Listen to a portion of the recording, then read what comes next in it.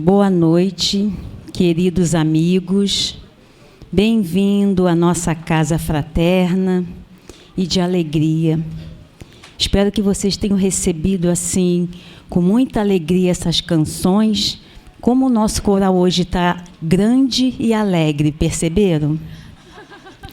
Eles dizem que eu puxo o saco deles, mas eles são lindos demais. E hoje eles estão especialmente alegres. Que essa alegria esteja agora contagiando todos vocês. Então, vamos dar início à nossa reunião, ouvindo a mensagem que vocês receberam na entrada da casa. A nossa querida amiga Elaine vai ler e fazer um breve comentário. Boa noite a todos. É uma página de Emmanuel, do livro Luz Bendita, psicografia de Chico Xavier. E o título é Erros. Compadece-te sempre, assim pede o Senhor. Quem nunca escorregou, talvez caia amanhã. Esse que chora, espera, coração que o entenda. Outro sonhava o bem, mas ficou preso no mal. O perdão aparece àqueles que perdoam. Todos estamos juntos na justiça de Deus. E alguém aqui nunca errou? Todos nós já erramos, e muito. Quem acha que não vai mais errar? Pois é, erros fazem parte do nosso processo de aprendizado. E eu costumo comparar a nossa jornada na Terra a aprender a andar de bicicleta. Até conseguirmos pedalar com perfeito equilíbrio, é necessário que caiamos e levantemos incontáveis vezes. E na condição de aprendizes, ainda erraremos muito. E é natural que seja assim. Quando erramos, qual é o nosso maior desejo? Sermos perdoados. Perdoar não é esquecer. Esquecer é outra coisa. Esquecer é problema de memória. Perdoar é ressignificar aquele evento que nos causou dor. É dar um novo sentido. Perdoar não é aprovar o erro do outro. Perdoar é se libertar do ressentimento. E ressentimento, para quem não sabe, significa sentir de novo, reviver aquele acontecimento que nos trouxe dor e angústia para o presente. E na oração que Jesus nos ensinou, ele dá uma única recomendação de cunho moral, quando ele diz que nós perdoemos para que, na mesma medida, sejamos perdoados. Perdoar ao próximo, pois nós não sabemos em que momento os nossos pés irão tropeçar. E também perdoar a nós mesmos, que é uma tarefa das mais difíceis. E, tais qual Jesus, nós um dia também seremos mestres. Está lá no Livro dos Espíritos, na questão 540, do átomo ao arcanjo. E só através do perdão nós iremos aprender esse amor que ele veio nos ensinar. Para finalizar, eu sempre gosto de trazer uns versos, e hoje não vai ser diferente.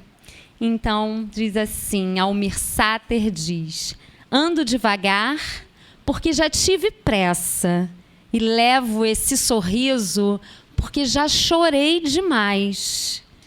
Hoje me sinto mais forte, mais feliz, quem sabe. Só levo a certeza de que muito pouco sei ou nada sei. Cada um de nós compõe a própria história. Cada ser em si carrega o dom de ser capaz e ser feliz. E é preciso amor para poder pulsar. Boa noite. Vamos então agora à leitura do Livro dos Espíritos, o capítulo 4, Parentesco e Filiação. A pergunta 205. Na opinião de certas pessoas, a doutrina da reencarnação parece destruir os laços de família ao fazê-los recuar às existências anteriores. Ela os amplia, não os destrói, baseando-se o parentesco em afeições anteriores. Os laços que unem os membros de uma mesma família são menos precários. A doutrina da reencarnação aumenta os deveres da fraternidade, pois no vosso vizinho ou no vosso empregado pode encontrar-se um espírito que esteve ligado a vós por laços consanguíneos.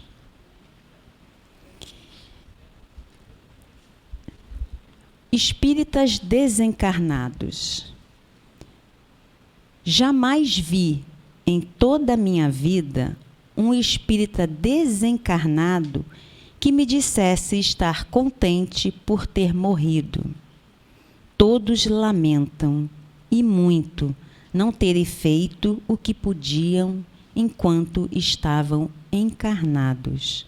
Encontros com Chico Xavier. Por isso que o nosso Gilberto está sempre dando trabalho para a gente, né? Para que a gente não deixe o nosso tempo vazio.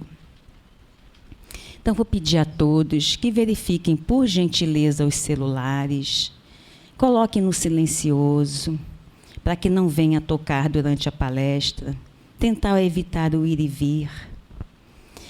E agora, então, vamos fazer a nossa oração.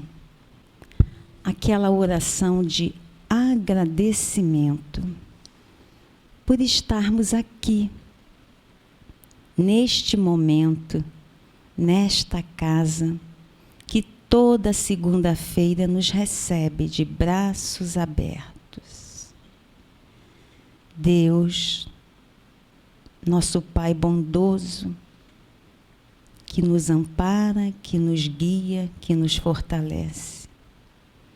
Agradecido estamos, Senhor, pelo Teu Filho, nosso exemplo, por esta casa, por Eurípides, por Chico, exemplos de amor e fraternidade, que comungam conosco a verdadeira felicidade, que é acompanhar o Evangelho, exemplificar a Tua palavra, Senhor. Que possamos aqui receber aquela paz que desejamos aos nossos corações. Que aqui possamos depositar os nossos momentos de angústias e de incerteza e nos fortalecermos na oportunidade dessas vibrações que agora nos envolvem. Que possamos também dividir essas boas energias com o nosso palestrante, o Eduardo, que com todo carinho preparou o estudo dessa noite. Que a nossa reunião seja de muita luz, de muita paz. Que assim seja. Então, com a palavra, o nosso amigo Eduardo.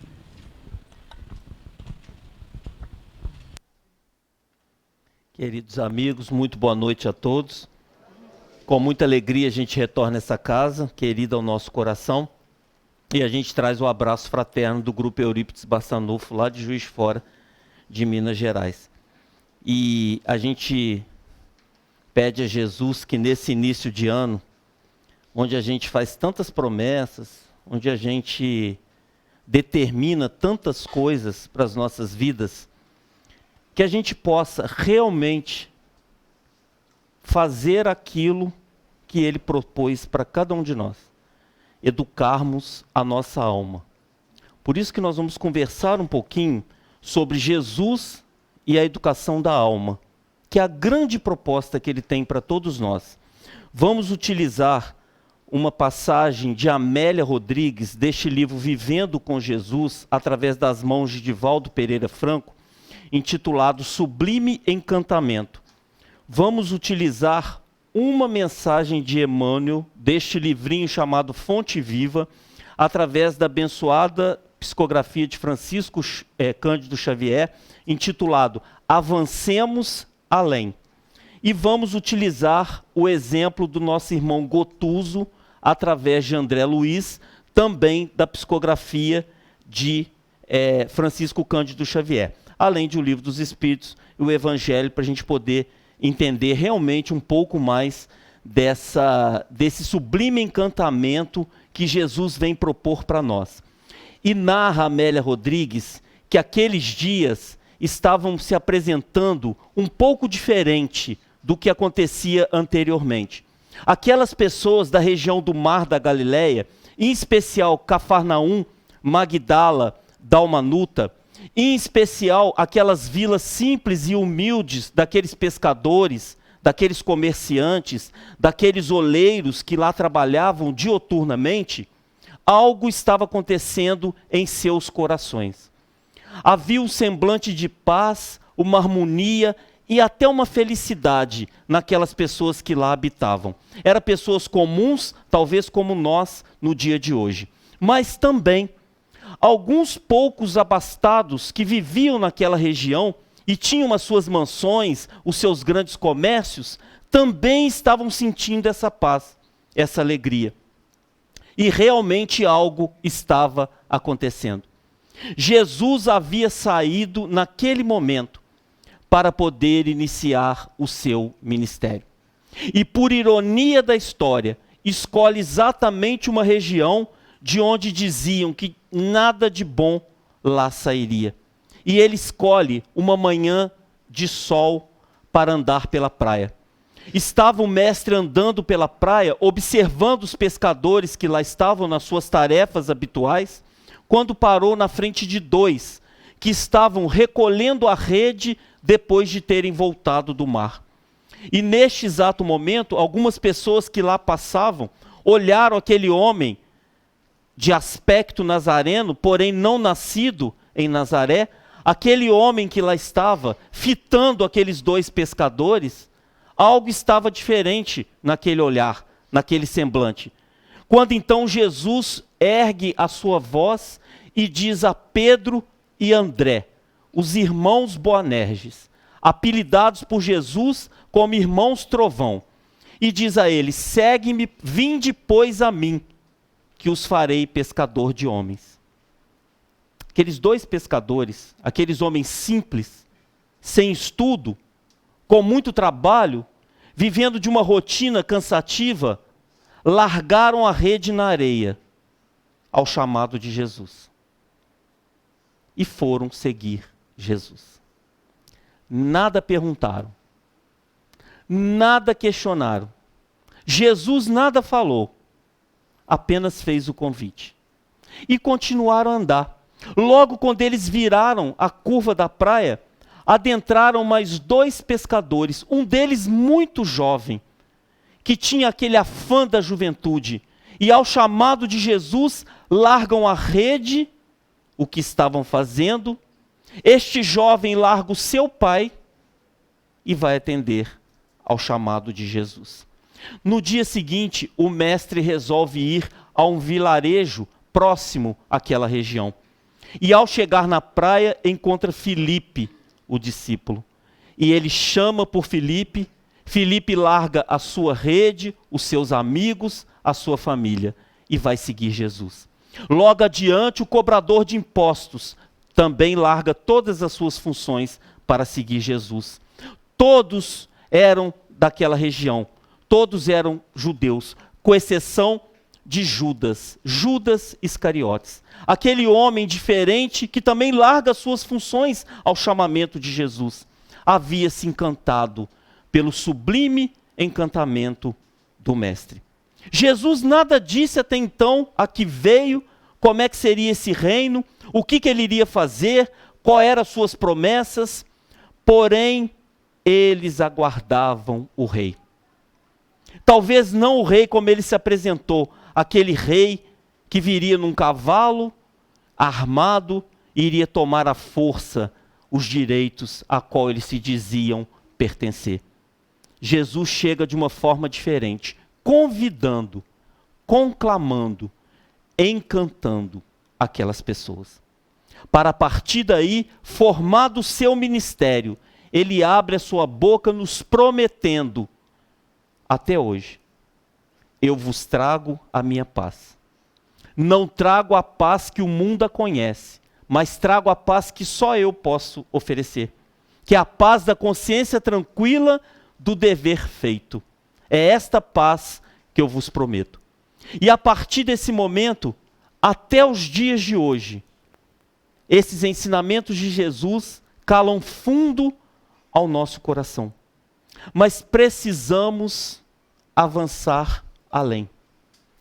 Segundo Emmanuel, numa mensagem de apenas 1,5 páginas, através das mãos de Chico Xavier, utilizando as palavras de Paulo, o apóstolo, é necessário avançarmos além dos rudimentos do conhecimento doutrinário.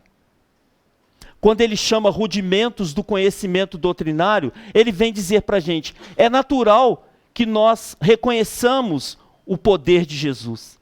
É natural que depois de tantos séculos, nós possamos entender a reencarnação e aceitá-la. Porém, é importante que nós avancemos. Para que a gente possa avançar, para que a gente possa ir além, é necessário nós fazermos a pergunta: quando que Jesus nos convidou e nós o aceitamos serenamente, como aqueles que lá estavam com ele? Nós temos alguns exemplos na história que vão nos dizer o aceitamento de Jesus. O nosso patrono, Eurípides Barçanufo, no ano de 173, quando estava numa reencarnação como Rufus, o soldado, e no momento derradeiro da sua escolha, quando o soldado chega perto dele e diz: abjura Jesus, que tu voltarás para casa e terás suas filhas e sua esposa de volta. Basta que tu abjures. E ele apenas fala: Jesus é a única razão de eu viver. Neste momento, ele atende o chamado de Jesus. Desencarna e é recebido pelo Mestre. Joana de Cusa, que tinha problemas com seu marido, parecia até que vivia nos dias de hoje. O marido era irascível, o marido era raivoso, o marido tinha comandos de mandos e desmandos. E ela então vai conversar com Jesus. Como fazer para que esse homem possa mudar? É o sonho de todas as mulheres, mudarem os homens. Nosso também, não se iludam. É o nosso sonho também que a gente mude vocês. Pode ter certeza. E ela vai ter com Jesus na sua angústia. Ela estava angustiada com aquilo, ela conhecia o cristianismo, queria que ele também conhecesse, para que ele pudesse mudar. Jesus diz a ela: volte ao teu lar, aceite o teu marido tal como ele se apresenta, porque as leis de Deus não falham e não erram. Ele precisa de uma irmã, olhe como irmão necessitado do remédio. Vá e ser fiel nesse exato momento. Ela faz uma coisa inédita, que a gente não consegue fazer até hoje. Ela obedece Jesus, ela volta ao lar, começa a olhar aquele homem que a fazia sofrer como um irmão, necessitado de remédio, e tem uma vida extremamente árdua, com todas as consequências de um relacionamento complexo. quando ela desencarna, no momento derradeiro da sua passagem, quando ela está presa num poste, já com os cabelos brancos, com seu filho amarrado ao lado, e o soldado está prestes para pôr fogo, para que eles pudessem ser consumidos pelas labaredas. O soldado diz a ela: abjura, Jesus. Não vê que este homem só lhe faz sofrer? O filho escuta o diálogo. O filho volta-se para ela contorcendo o seu rosto e diz: mamãe, por mim que sou teu filho, abjura, Jesus. Ela levanta a sua voz e diz: cala-te, cala-te, meu filho, porque Jesus era muito melhor do que nós e não titubeou em sofrer calado. Portanto, cala-te. O soldado vê, percebe que aquela mulher não ia abjurar Jesus, ele acende a labareda. Quando os corpos já estão sendo consumidos pela chama, o soldado cruel, rude, carrasco, aproxima-se daquela jovem mãe e diz: mulher, este teu Cristo ensinou-te apenas a morrer? E ela recolhe as suas últimas energias físicas da terra e olha suavemente para aquele homem, não só a morrer, mas em especial a te amar. Ali ela estava aceitando Jesus no ato do perdão. Temos Maria de Magdala, que é o maior exemplo de educação de alma. Ela sai do lodo para a luz. Em poucos anos, pouco mais de 10 anos. Da mulher linda e sensual, que saía com todos os homens por dinheiro, rica, famosa, larga tudo após um diálogo com Jesus. Quando ele finaliza a sua conversa e diz apenas isso: vá, Maria, e ame. Vá e ame. E ela então se entrega ao amor verdadeiro de Jesus, sublimando o seu encantamento por aquele que havia feito mudar. Nas palavras de Amélia Rodrigues, esta mulher foi tentada de todas as formas. Porque quando nós queremos modificar alguma coisa, parece que é tentação. Aí todo mundo faz aquilo com a gente. A gente acorda de manhã um dia e fala assim: hoje eu não vou fazer fofoca de ninguém. A gente se propõe, a gente tem boa vontade. E aí a gente começa o exercício de não olhar nem o WhatsApp, porque o WhatsApp vem as fofocas. Chega a hora do almoço, a gente recebe uma fofoca. Mas é uma fofoca quente. É aquela fofoca que eu não posso deixar de contar para ninguém. Mas eu consigo segurar até 18 horas. Quando chega 18 horas, dá até comichão. Aí eu solto a fofoca. Eu não consigo segurar, porque é tentação. É assim que funciona. Para que a gente possa se educar. Amélia Rodrigues vai dizer de quanto que Maria de Magdala foi tentada. Os homens se aproximavam dela e diziam: volta, você ainda é bonita. Volta para a sua vida rica. Nós te daremos casa, te daremos perfumes, te daremos a condição que tu tinha antes. Volta. E ela mantém-se fiel para chegar no derradeiro momento do seu desencarne, ela ser recebida de braços abertos por Jesus. E nós? Quando que nós aceitamos Jesus verdadeiramente?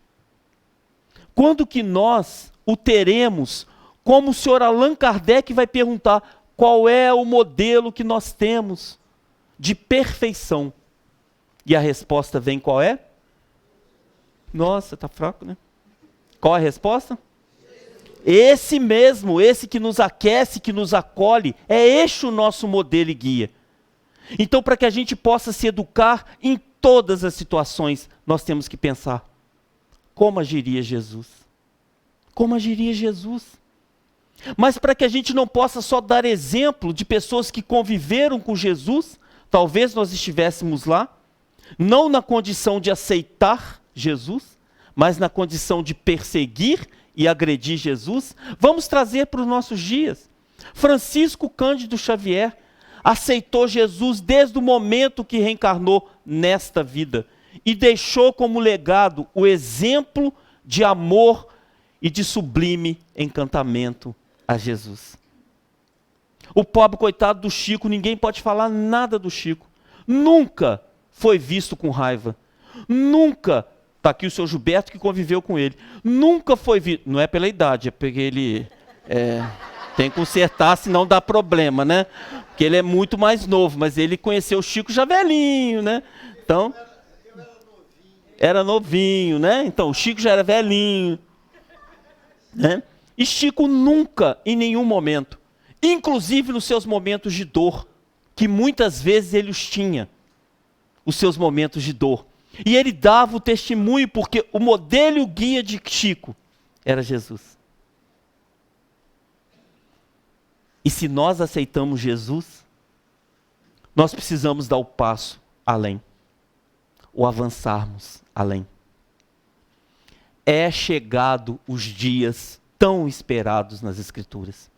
No dia 10 de novembro de 2019, na Federação Espírita Brasileira, a nossa casa máter do Espiritismo em Brasília, na reunião do Conselho Ordinário, quando se finalizou a reunião, através da psicofonia de Divaldo Pereira Franco, Bezerra de Menezes traz uma lição para todos nós, intitulada A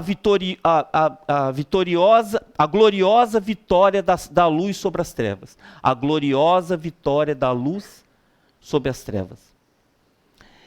Quem quiser, eu tenho a mensagem aqui no telefone, eu posso passar depois, que eu vou falar só 3 aspectos da mensagem, para a gente ver o quão grave e sério é o momento que a gente atravessa e o quanto é importante a gente avançar além.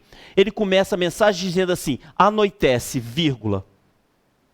Os dias tumultuados, violentos, onde a loucura permeia no coração das pessoas, é fruto do nosso exercício do livre-arbítrio, que agimos conforme acreditávamos que era para ser. E agora nós colhemos o resultado. E aí ele vai dizendo: dias piores e mais tormentosos virão, porque só através da dor alguns indivíduos irão despertar. Eu confesso para vocês que eu parei e falei: meu Deus, aonde que tem como piorar?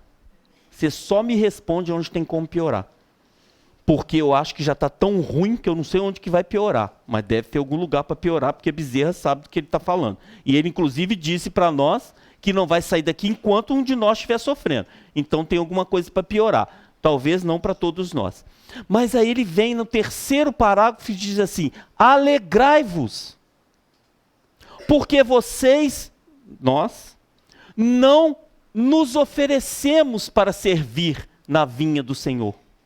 Uma tarde, o Senhor resolveu passear pela terra e nos convidou a servir na vinha.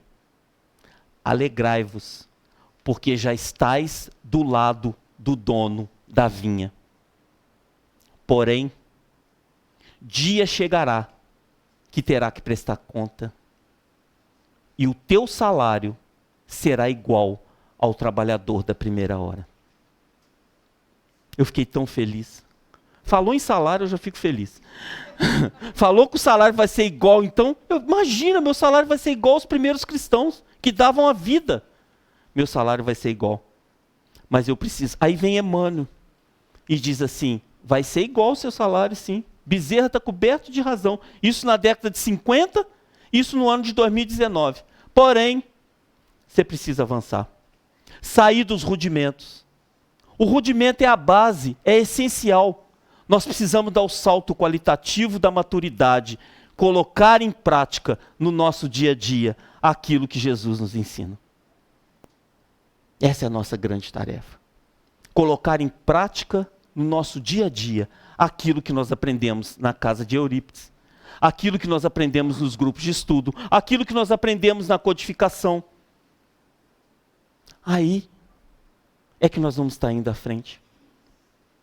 Quando a gente conseguir exercer algumas questões, vou citar apenas algumas: o perdão verdadeiro. Quando a gente conseguir perdoar verdadeiramente, o perdão verdadeiro, ela leu a mensagem aqui do perdão, do erro. A gente vai errar. Quem de nós não vai errar? Hoje eu posso afirmar para vocês, hoje, segunda-feira, eu não errei. Ontem eu não errei. Sábado eu não errei. Sexta-feira eu não errei. Mas quinta-feira passada foi duro. Quinta-feira passada. Eu peguei um metrô, daqueles que você perde a identidade. Sabe quando você perde a identidade? Eu não sabia quem eu era mais. Porque eu tinha colocado a minha mão aqui, a minha mão ficou aqui, eu não conseguia baixar. Porque tinha uma cara aqui, uma cara aqui, uma cara aqui, 3 aqui atrás, e eu não sabia. E entrou um senhor no metrô. E este senhor começou a ler a Bíblia. Num calor infernal, as pessoas fungando no seu cangote, sem você conhecer a pessoa, porque quando funga você conhece é outra coisa, mas você não conheceu, fica difícil. E eu criando coragem, porque eu fiquei admirado, porque todo mundo estava em silêncio. Eu estava admirado, indignado e raivoso, porque ninguém falava nada. E eu, com vontade de falar, emiti vibrações. Sabe aqueles dardos que você emite? E que você inclusive vê sair? Foi na direção do velhinho. Zum! Quando o trem deu uma parada, o velhinho só não virou de cabeça para baixo porque não tinha espaço. Porque ele saiu derrubando todo mundo. E eu dei um alívio. Falei, nossa, que coisa boa. Agora ele não fala mais. Agora ele não fala mais. Desci, fui embora para casa. Sexta-feira, eu estava do mesmo jeito que eu estava quinta. Porém, eu tinha palestra. E aí, dia de palestra, eu não posso ficar nervoso.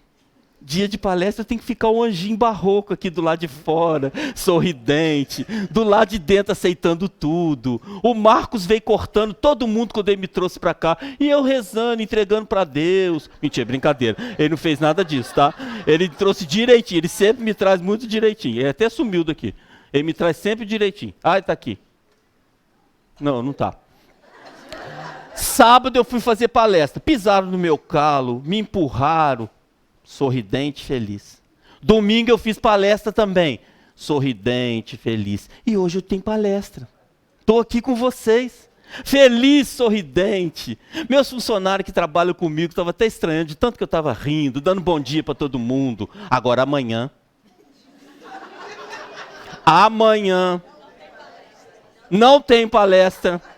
A próxima é só daqui a 15 dias. Opa! Eu tenho que avançar além. Nesses 15 dias. Eu não posso mais utilizar das coisas materiais pequenas para desestruturar o meu sentimento por Jesus. Se Ele é meu modelo e guia, se eu me encantei com o chamado dEle, eu tenho que aprender a ser como Ele. Como é difícil, irmãos, perdoar. Como é difícil a gente olhar para o outro com aquele olhar de piedade, com aquele olhar de irmão, com aquele olhar de eu preciso te entender melhor para te aceitar. Como é difícil. Mas nós precisamos avançar. Nós só iremos ter o tão almejado planeta de regeneração, com a prevalecência do bem, quando a gente fizer a nossa parte. E quando a gente vai buscar nos exemplos que a espiritualidade nos dá, nós temos esse livro, aliás, a coleção toda de André Luiz, 17 livros de André Luiz, é uma lição para a gente poder ir galgando esse conhecimento cristão verdadeiro e avançando. Porque a gente precisa também, antes de eu falar disso, a gente precisa ter a maturidade de entender que Jesus sabe exatamente onde está nos levando. Mas Ele não vai interferir em nada no nosso livre-arbítrio. A vontade tem que ser nossa. Há 5 bilhões de anos que o planeta Terra existe. Jesus já era o Cristo de Deus. Ele foi chamado por Deus para comandar a Terra. O que Ele fez? Reuniu as forças físicas, químicas, quânticas, organizou o solo, o gelo, o degelo, a água, resolveu. Aí chegou o momento de receber as pessoas no planeta. Aí nesse momento, ele precisa tocar nosso coração. Porque o caminho é de nós para ele. Porque se há 5 bilhões de anos ele já era o Cristo de Deus, ele já era um espírito crístico, como tantos outros que existem no universo, e que estão fazendo o mesmo trabalho em outros planetas. O exercício do perdão tem que ser trabalhado aqui, como tem que ser trabalhado no universo inteiro, porque é lei divina. Deus é o responsável pelo universo. Então, em outros planetas está acontecendo a mesma coisa. Se ele já era 5 bilhões de anos, quem ele era, imagina onde ele está hoje. E nós ainda titubeamos, achamos que está tudo perdido. Achamos que nada vai resolver. Achando que a coisa está andando, a coisa está certa, nós estamos no lugar certo, na hora certa, com as oportunidades igualitárias para todos nós. Só que a gente precisa dar o salto qualitativo. O salto qualitativo de olhar a matéria, usufruir daquilo que é necessário para nós na matéria, porque é necessário, é aqui que nós aprendemos, que evoluímos, é necessário. Só que a gente precisa se desprender da matéria e olharmos para onde a gente vai, verdadeiramente. Porque cedo ou tarde retornaremos. E aí teremos que arcar contas com a nossa consciência. Que fizeste da tua vida? Irmão Gotuso, capítulo 5 de Obreiros da Vida Eterna. Foi apresentado a André Luiz. Irmão Gotuso estava numa colônia que era próxima à crosta terrestre. André Luiz, muito vivaz, muito inteligente, muito racional, era um médico cientista, portanto ele era racional, e ele então começou a observar as formas que o irmão Gotuso falava, observou o seu consultório, como é que era um médico psiquiatra que atendia recém-desencarnados nessa colônia espiritual. E ele percebeu que algo estava esquisito. Irmão Gotuso era muito parecido com alguém encarnado na Terra. Inclusive, chegava momentos, vocês vão ler, eu não vou contar tudo, vocês vão ler o livro, chegou momentos que, quando o irmão Gotuso estava de folga, ao invés dele ascender para o mundo superior, ele vinha para a Terra. E André Luiz perguntou para ele, mas você não quer no seu momento de descanso buscar uma elevação maior? E ele desconversava. Porque ele estava com conhecimento, sabia dos preceitos doutrinários e evangélicos de Jesus, era um bom companheiro, atendia as pessoas com amor, com consolo, com carinho, porém, estacionou. Emmanuel vai dizer que existem milhares de cristãos bons, praticam a caridade, consolam, são consolados, porém estão estacionados. Não avança além. Aí no capítulo 9, vocês vão ler também, porque esse eu não consigo nem falar, que se eu começar a falar, eu vou chorar até amanhã. Esse capítulo 9 é o encontro da mãe de Gotuso com ele. Ela vem do mundo superior, vem conversar com o filho para puxar a orelha do filho. E ela inicia, só vou falar o início, ela inicia, abre aspas, a sua fala com ele: não estou aqui na condição de sua mãe, mas sim de sua irmã, filha do mesmo pai. É necessário que tu avance, é necessário que tu cresça, é necessário que tu desenvolva a sua condição moral. Continua ela: não menospreze a oportunidade divina de avançar. Fecha aspas, o resto vocês vão ver lá no livro, porque é maravilhoso.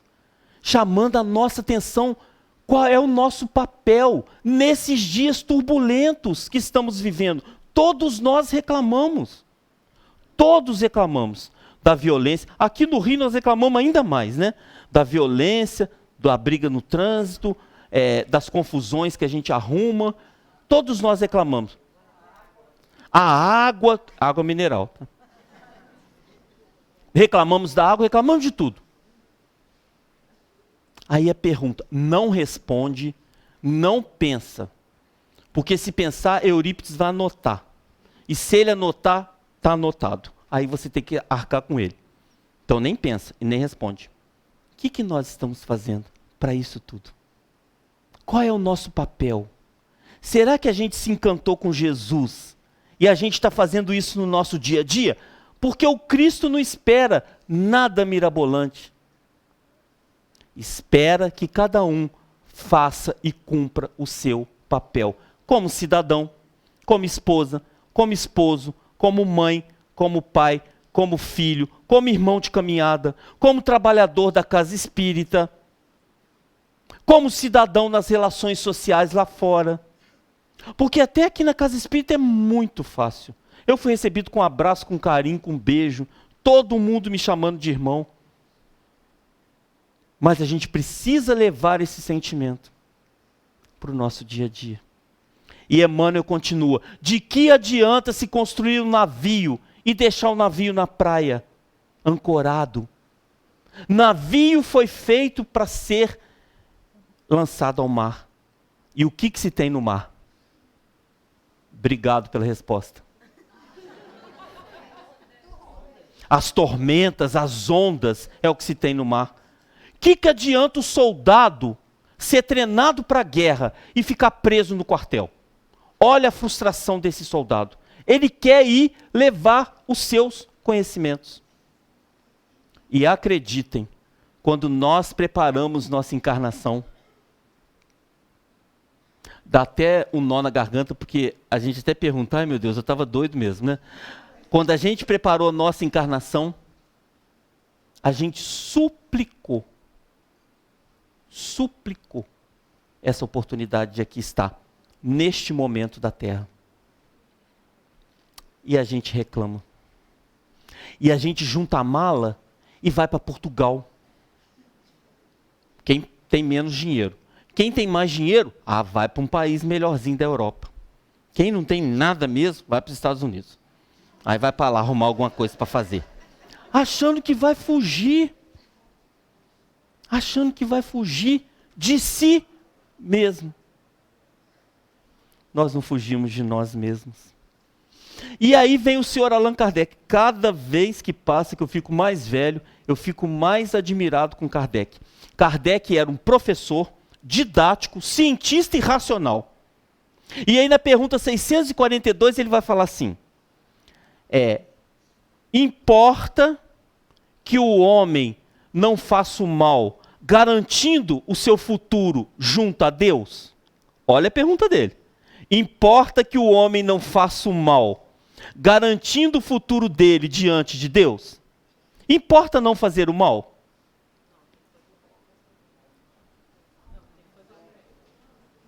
Uns falaram sim, outros falaram não. Pergunta 642. Vamos lá na resposta, porque os espíritos também são categóricos. Não. Fazer o bem além dos seus limites.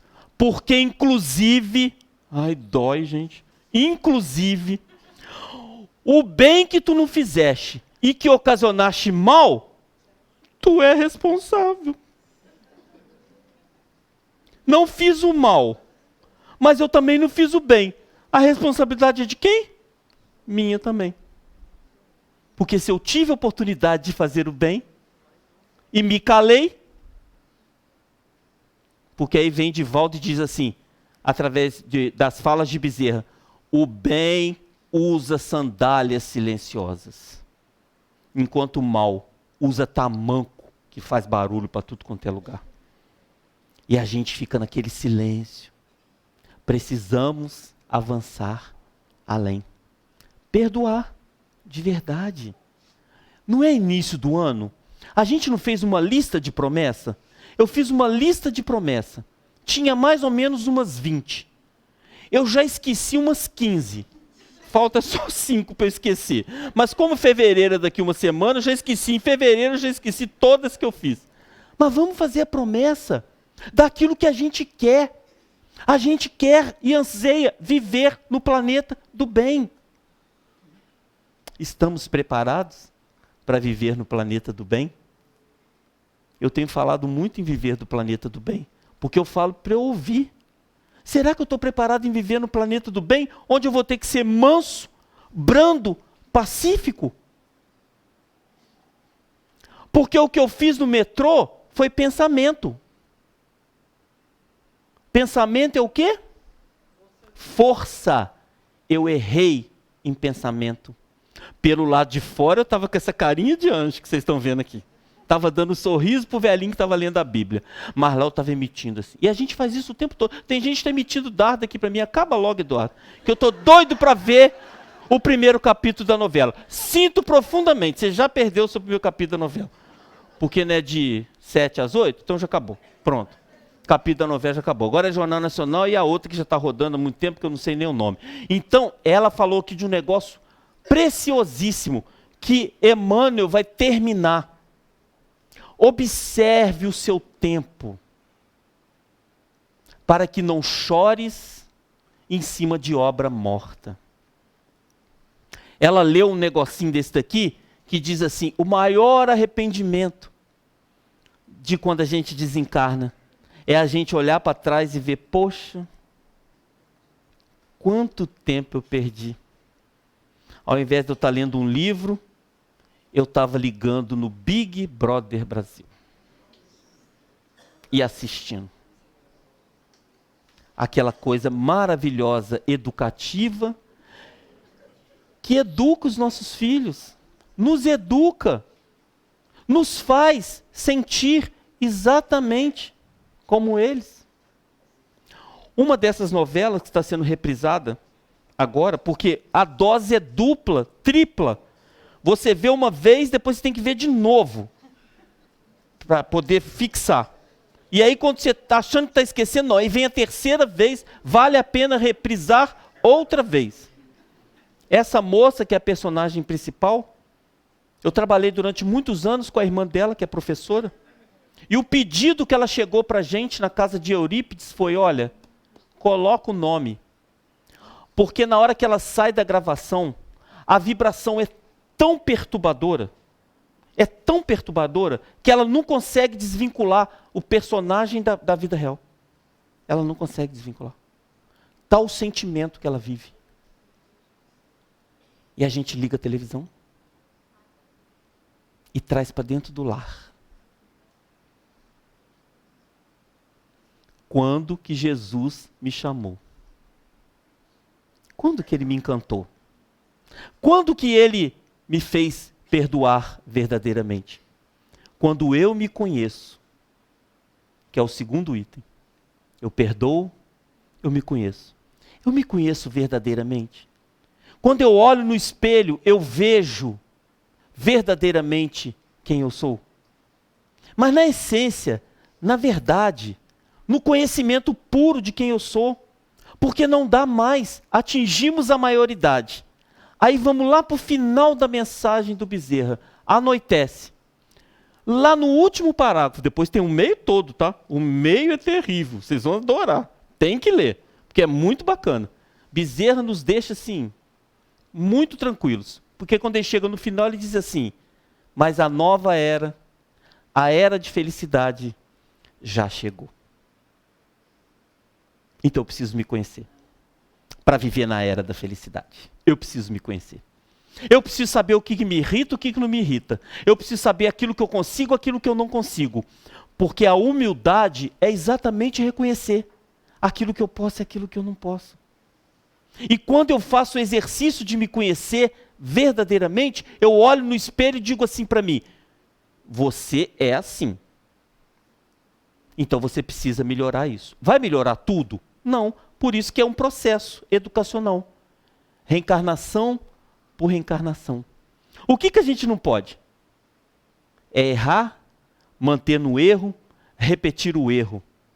E se arrepender. Porque as últimas frases de Emmanuel, o arrependimento é fundamental, mas quando ele se torna repetitivo, é sinal de alerta. Pequei. me arrependi. Está lá na Gênesis, é o processo. Pequei, arrependimento, vou ressarcir o erro. Daqui um mês, peco o mesmo pecado. Arrependo, vou ressarcir. Tem alguma coisa errada. Porque o processo educacional é aprendizado. Se eu errei, arrependi, ressarci, eu tenho que aprender. É esse avanço que a gente precisa. Por isso que o conhecer a si mesmo, Santo Agostinho, é fundamental. Faz a revisão. E me lembro de uma lenda muito interessante de um sábio que foi procurado por um grupo de 40 jovens. E esse sábio foi procurado por esses jovens porque eles queriam saber como eles poderiam se tornar sábios. Esse sábio era um senhor, já de cabelos grisalhos, sentava sempre de braço cruzado, sempre na primeira fila, igualzinho o seu Gilberto. Então era um sábio. E os 40 jovens foram então procurar o Gilberto para saber o que era, como que havia de se tornar sábio. E ele então disse, bom, eu me tornei sábio um dia observando um cachorro. Aqueles 40 jovens falaram assim, esse sábio não sabe nada. E 20 deles foram embora. E os outros 20 ficaram ouvindo a conversa. E ele disse assim, que um dia estava na beira de um lago, sentado na sombra de uma árvore, quando aproximou-se um cachorro com muita sede. O cachorro aproximou-se e demonstrava muita sede, porque a língua estava para fora. Então o cachorro debruçou-se na beira do lago, viu a sua sombra refletida no lago, ele rosnou, a sombra também rosnou, e ele se pôs a correr. Passado algum tempo, o mesmo cachorro volta, com a língua do lado de fora, com mais sede ainda, aproxima-se na beira do lago, viu a sua imagem refletida no lago, ele rosnou, a sombra também rosnou, e ele se pôs a correr. Mas passado um tempo maior, a sede havia se tornado insuportável. Ele então aproxima-se do lago, viu a sua sombra refletida no lago, ele rosnou, a sombra também rosnou. Mas chegou o derradeiro momento de enfrentar a ele mesmo. É este momento que nós estamos vivendo. Nos enfrentar, frente a frente, com uma única condição. Temos, através da bondade da divindade, a codificação, que vem esclarecer para a gente, ponto por ponto, como que a gente deve agir. Iniciando sobre o conhecimento, lá no Livro dos Espíritos, sobre o conhecimento do que é Deus, passando pelas leis físicas, materiais, morais, mundo espiritual, e terminando com a última pergunta que eu fiz aqui na minha última palestra, a 1019. Quem leu a 1019, depois que eu tive aqui? Muito obrigado, Gilberto. Muito obrigado, você está de parabéns. Ninguém leu a 1019? Olha a inteligência, a racionalidade e a emoção de Kardec. Quando ele vai na 1019, que é a última. E eu entendo a gente não ler, porque é muito grande, não dá tempo. Por isso que a gente precisa ler constantemente, estudar constantemente. Ele vai e pergunta aos espíritos assim, jamais, olha a palavra de Kardec, jamais na Terra haverá a implantação do bem? Jamais na Terra haverá a implantação do bem? Aí vem os espíritos através de São Luís. A resposta é grande. Vou falar só o início. O bem na Terra será implantado quando todos os que lá habitam pensarem, vibrarem, agirem em consonância com o bem. Está na mão de quem? Da gente. Olha que fantástico. A divindade nos cria e nos dá a condição de sermos felizes para o mundo que nos espera, que é a eternidade. Às vezes a gente fica amarrado nessa coisinha aqui que eu adoro. Eu quero ficar 150 anos encarnado, porque eu acho o máximo ficar encarnado. Quem quiser ir embora que vá, mas me deixa, que eu adoro ficar encarnado. Eu gosto desse negócio de estar aqui, de conviver. Depois eu sei que eu vou conviver mais, mas eu gosto de estar encarnado. Mas isso é passageiro. Eu vou continuar. Eu vou continuar e vou continuar pleno da minha condição. Olha que fantástico. E posso fazer da minha vida o planeta de regeneração agora. Basta que eu quero. Aquele homem do metrô, Ele nunca podia me manipular como ele me manipulou. Quem se deixou ser manipulado fui eu.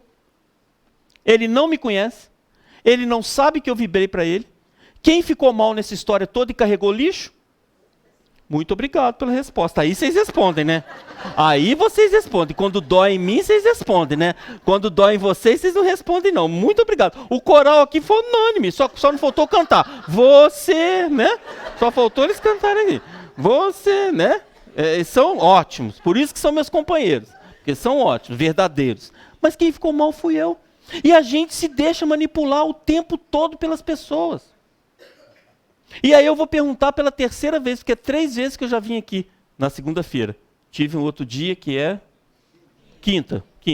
Quem disse eu te amo hoje para alguém? Piorou. Da última vez que eu tive aqui, piorou. Porque eu perguntei, um monte de gente levantou a mão. Eu acho que estava até mentindo. Mas agora piorou. Então eu vou perguntar de novo. Finge que disse. Quem disse eu te amo anteontem? Anteontem foi, né? Tá bom. Quem disse que eu te amo ano passado? Pelo menos uma vez no ano passado. Olha! A gente não fala eu te amo. Mas eu tenho certeza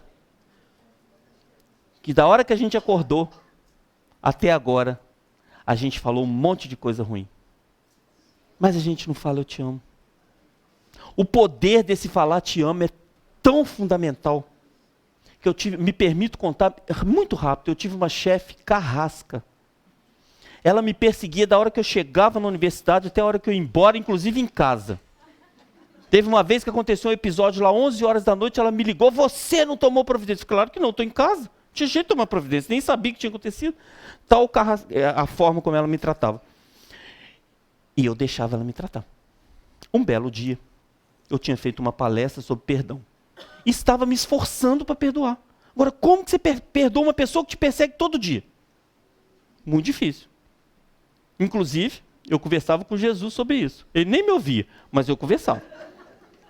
Um belo dia ela me chamou, falou 16 minutos porque eu gravei, me chamando a atenção. Era uma manhã de uma quarta-feira. Quando ela terminou, eu pus a mão no braço dela e disse assim, posso te falar uma coisa? Ela falou, fala. Eu te amo. Era mentira, tá? Era pura mentira. Não podia ser verdade. Como é que eu ia amar uma pessoa que me perseguia? Meus irmãos, ela parou, não largou minha mão daqui, inclusive ficou acariciando minha mão. Você me ama, como quem diz, mesmo com tudo que eu faço de mal para você?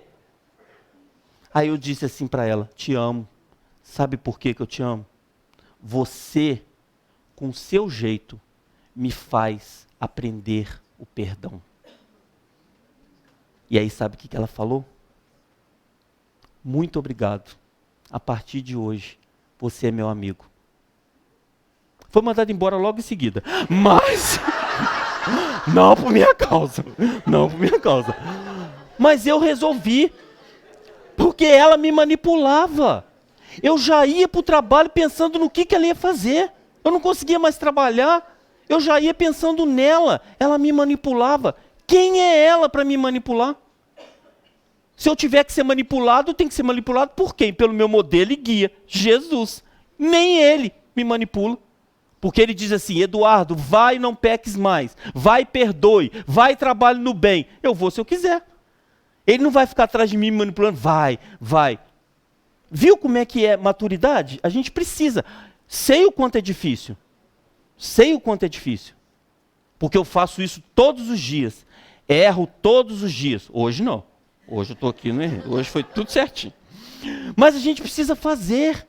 A gente precisa se esforçar. E quando a gente usa o amor nos nossos olhares, nas nossas ações, a gente passa a vislumbrar a vida de outra forma.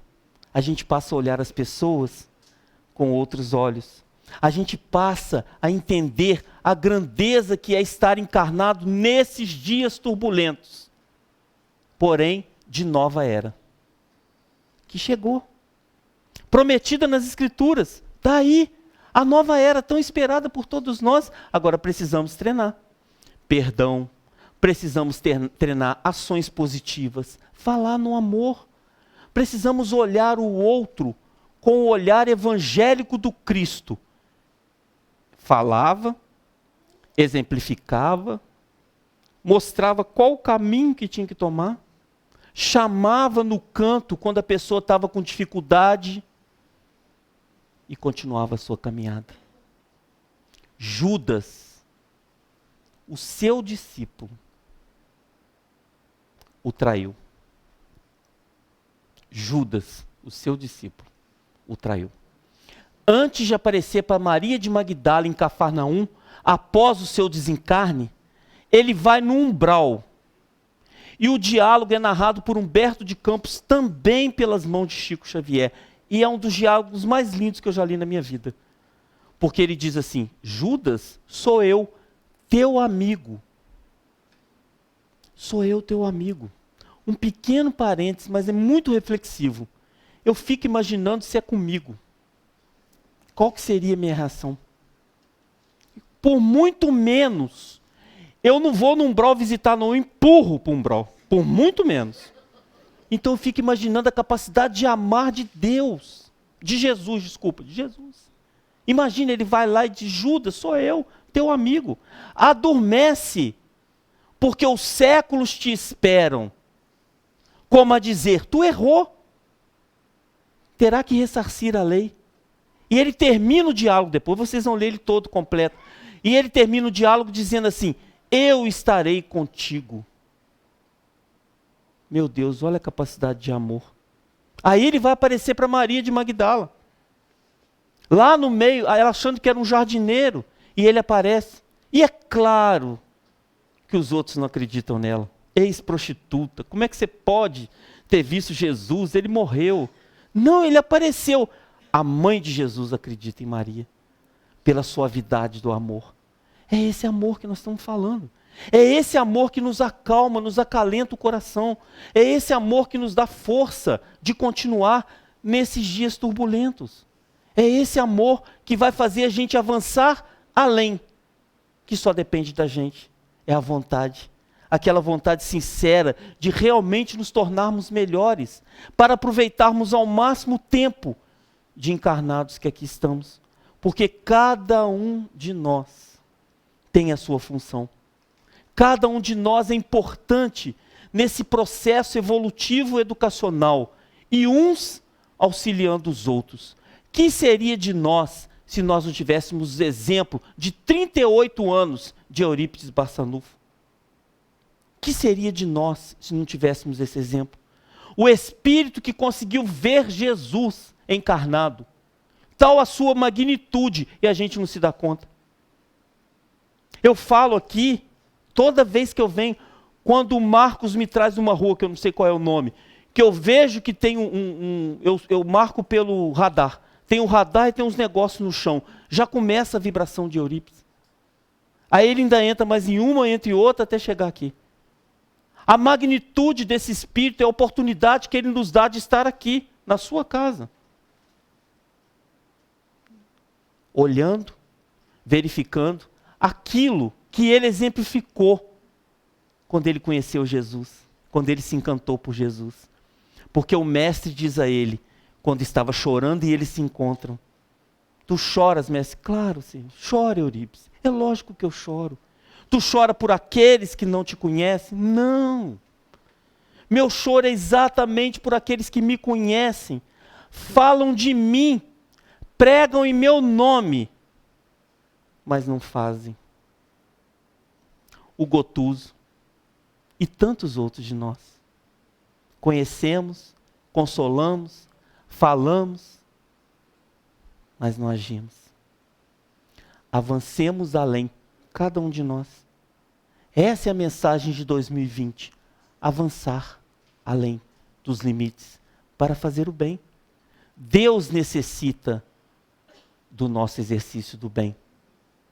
Seremos recompensados com o mesmo salário daqueles da primeira hora. Porque era uma cidadezinha no norte dos Estados Unidos, E havia uma meninazinha de 6 anos de idade, Elizabeth. Elizabeth era filha de um maestro. O seu pai acompanhava a maior contralto dos Estados Unidos da década de 40.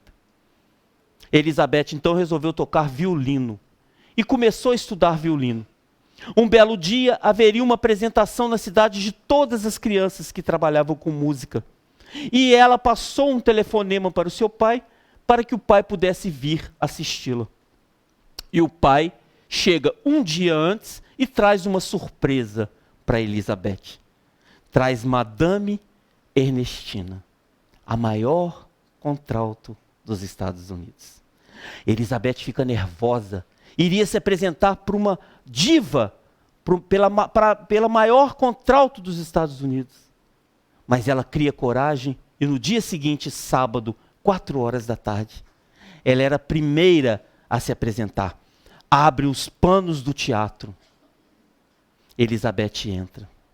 Quando ela avista lá em cima no camarote, uma senhora gorda, de cabelos grisalhos, uma tiara dourada com pedras vermelhas sobre os cabelos muito bem arrumados, e um vestido vermelho, um leque de plumas se abanando.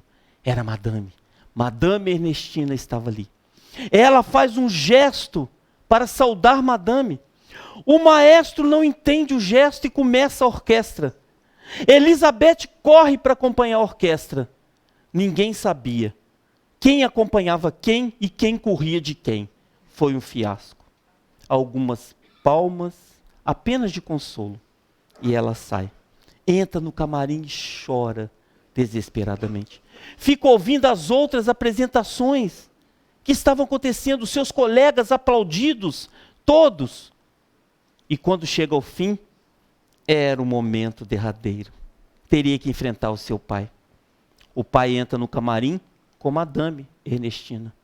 E ela ajoelha-se nos pés do pai e diz: papai, nunca mais eu farei o senhor passar vergonha, porque nunca mais tocarei violino.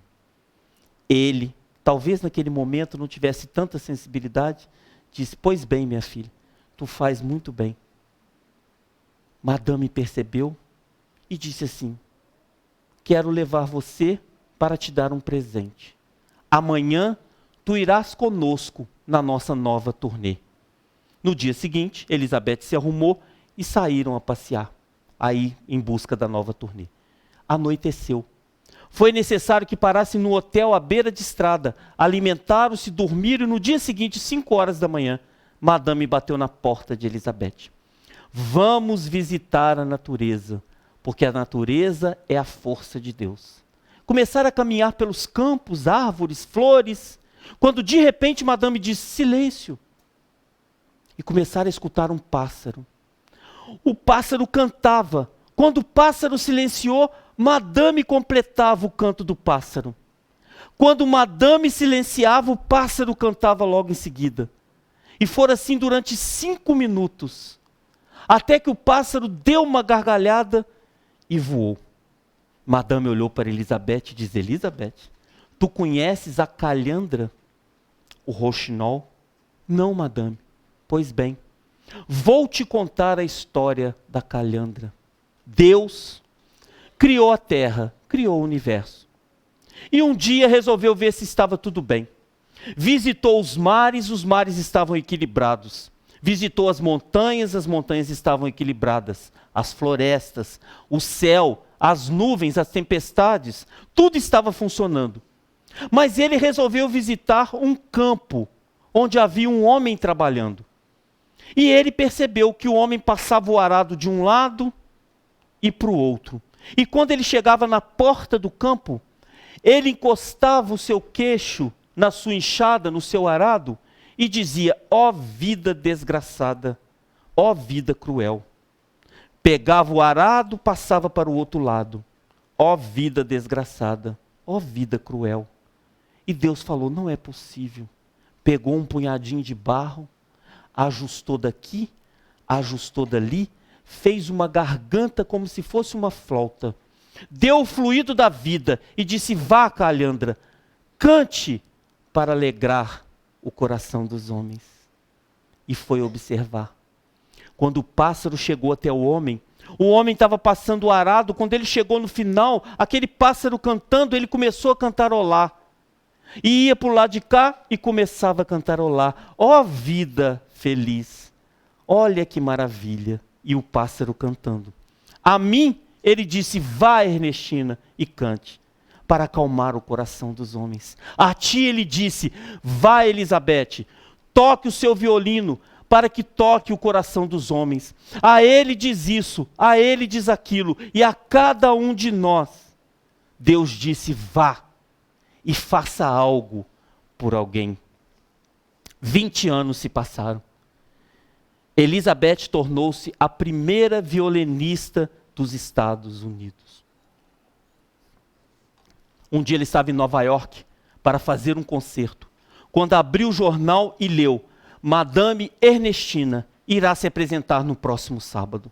Ela compra o seu ingresso no camarote. E no dia e na hora estava ela sentada no camarote. Entra no palco aquela senhora gorda, cabelos grisalhos, vestido vermelho, com aquela voz impotente. O primeiro ato, Ernestina vai. No segundo ato, é brilhante e aplaudida de pé. No terceiro ato, a sua voz falha. A sua voz falha e ela não consegue cantar. Pega o microfone e diz, a partir de hoje, Ernestina está morta. E sai do palco. Elizabeth vai até o camarim. Madame está sentada. Ela então assenta-se nas suas pernas e Madame logo percebe que é Elizabeth, pelo toque das suas mãos no cabelo.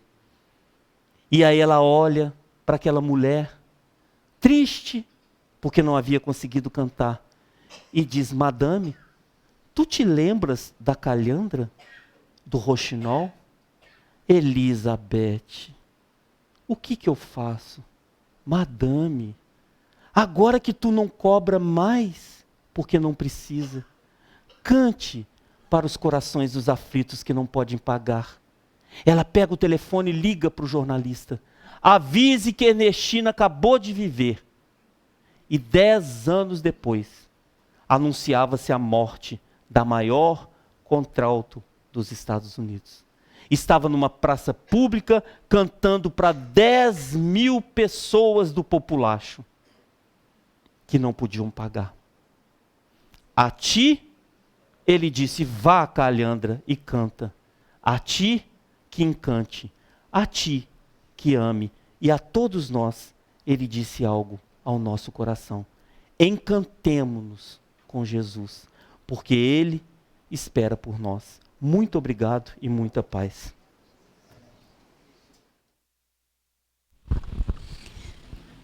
Agradecemos, Eduardo, pelos esses momentos de aprendizado com tanta leveza, né, gente? Com tanta alegria e, com certeza, com muita reflexão.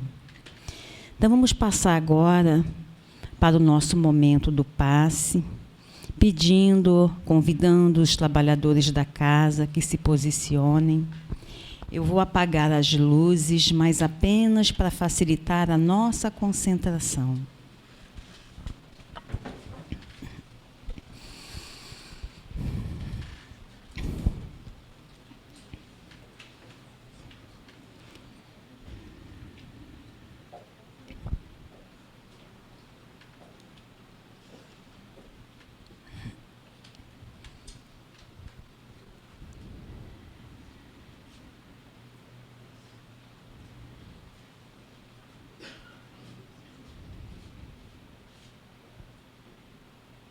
Mestre Jesus, Mestre amado, estamos aqui reunidos agora em Teu nome. E em Teu nome, Senhor, pedimos as Tuas bênçãos de luz e de energia.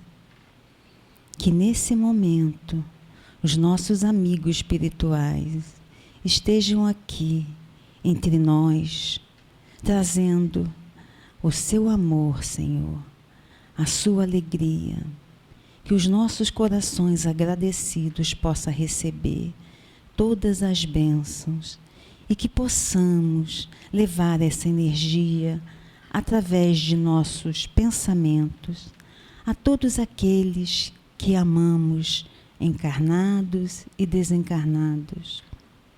Que esse momento, Senhor, seja de sublime amor, luz e energia. Que assim seja.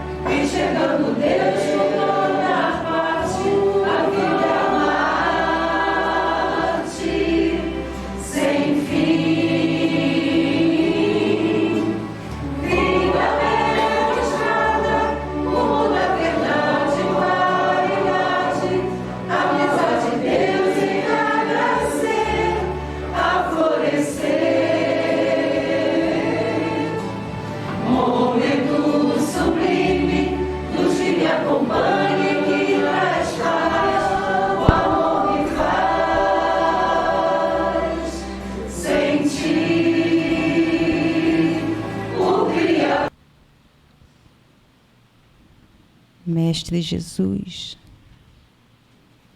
E nesse momento de tantas bênçãos, em que encontramos o coração cheio de paz e cheio de gratidão, pedimos, Senhor, por aqueles que agora, nesse momento, sofrem a dor da perda física e material. Aqueles nossos irmãos, pedimos que envolva de amor, Senhor, aqueles que agora choram pelo lar perdido, pela enchente, por aqueles nossos irmãos que estão distantes, passando por uma epidemia. Que esse amor que aqui nos envolve chegue até eles, levando coragem, fé e principalmente esperança. Obrigado, Senhor, que possamos voltar ao nosso lar, refeitos, alegres, levando essa palavra tão bela, o amor que o Senhor nos ensinou. Obrigado, Senhor, por esse momento. Que assim seja.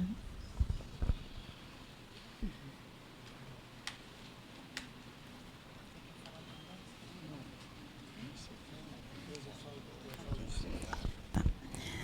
Temos uns avisos sobre o nosso ENEF.